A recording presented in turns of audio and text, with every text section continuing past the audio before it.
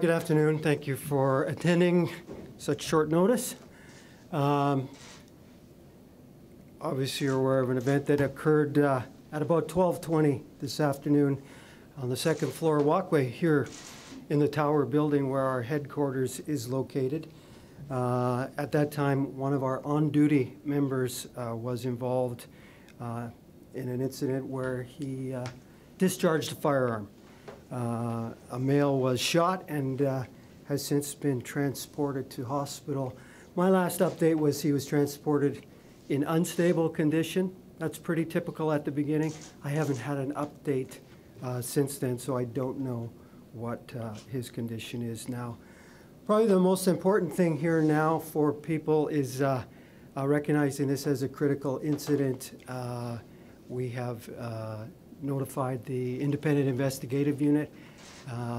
They are on their way, and they will assume jurisdiction of the actual investigation going forward. So given the close proximity to our headquarters and how recent this was, I thought it was appropriate to at least try to give you some information.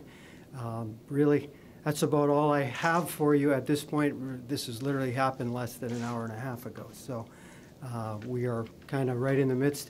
I'll answer what I can, but it'll be kind of limited. Could the officer just happen to be in the area, or what brought the officer? So I don't know the details of what brought the officer specifically into the walkway, but it's not unusual for our members to use the walkway either when they're coming or going to work or when they take breaks. Sometimes they'll head out of the building. So, but I don't know the specifics of why the officer was in the walkway. Did it start at the subway, and were police following a man that was acting strange? I have no information on that at all, Caroline. I know it occurred in the Tower area, so around the subway, but I don't know what led up to the confrontation. Do you know if the security? Sorry. Do you know if a security, if the officer and a security guard were together and were? Again, you're getting into details that I don't have at all. Seriously, so certainly that information will come out when the investigators kind of look at it. Right now, you know, our protocol, they have all the witnesses kind of upstairs, and they're all separated and waiting for IAU to attend here. Do you know if it was a uniformed officer? You know, I don't actually, and frankly, we have people in plain clothes and in uniform that come and go into the walkway. So I don't even know who the officer is at this point that was involved. Yeah, how many shots were fired? Don't know that yet. And the actual scene itself, you mentioned the walkway. Is that where it actually was? It wasn't inside of the doorway of a business or anything like that? Well, I'm not certain about that, Mike. There's a bunch of businesses and restaurants along the walkway. I know we have it cordoned off right now. It's essentially, waiting for examination. So I don't know if it occurred in the public part of the walkway or if it's in one of the doorways. I'm not sure yet. Was the suspect armed with a weapon? Don't know yet. Certainly, that'll all form part of the investigation. So just to explain the protocol when an incident like this happens, if it wasn't an officer-involved shooting, I imagine your officers would quickly go to work as they would at any investigative type scene. But because it's officer-involved, does everybody sort of put the brakes on anything they do and more or less just hold the scene? That's overgeneralizing it, but typically what happens is if it's an officer-involved shooting, usually our homicide unit will get involved right away just to make sure that the scene is preserved, that the witnesses are identified and separated, and then everything's kind of held for the IIU. We have an established protocol to transition things over to IIU. This is probably the first event that's occurred sort of during business hours, if you will. So, typically, or I shouldn't say typically, but up until now, the critical events that we've had that IAU's taken jurisdiction, they've all happened sort of after hours. So I expect that the transition for IAU will be probably pretty quick here today. And just to follow up on that comment, can you speak to logistically and just what it means to have something occur, where this has occurred and the time of day it occurred, obviously a very high traffic area? Yeah, part of it's going to depend on the circumstances, which I really don't know what they are. I think in general, what I can say is, you know, we do have a presence downtown. Our headquarters is downtown. That's a good thing.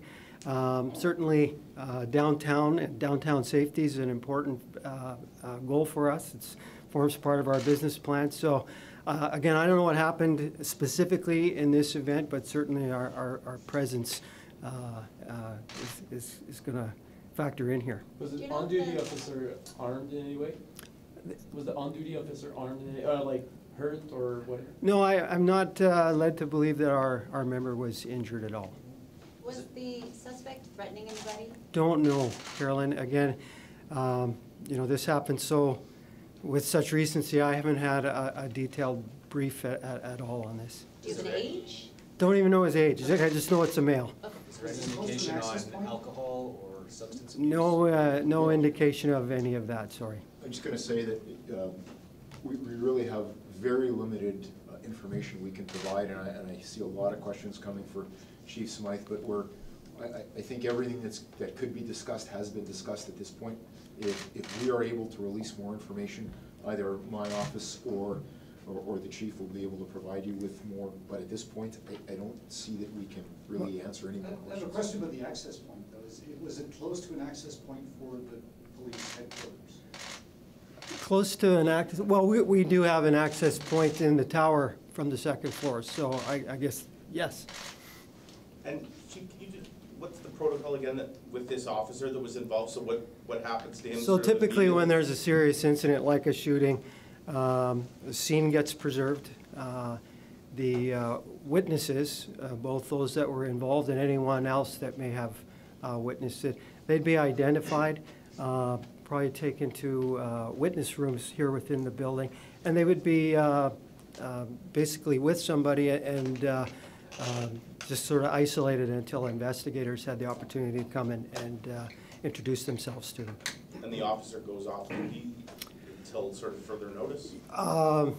Typically what ends up happening is an officer would be assessed for their behavioral health, just to make sure they're in good shape. Is it male or female officer? Don't know yet. There's a number of officers up there, but I really don't know if it's a male or female Ladies and officer. gentlemen, I think that's what all the chief's going to be able to answer. So IAU will be taking jurisdiction, so you know, we're really not in a position as an agency to comment much further on the details of what happened here today. Mr. There's Tetzler. an update on the condition, would that come Yeah, from you? that would be fair. But you know, when and if we get that later today, we'll certainly put out on it. Just one more outside of the incident, has there been any specific focus on increasing foot patrols in the skywalk at all in general? Or? Not so much specific to the walkway, but certainly we have dedicated foot patrols in the downtown area. Our strategy there for downtown safety, we've kind of have the downtown in a 4-quadrant grid. We have dedicated beat officers to each of those quadrants. Thank you very much.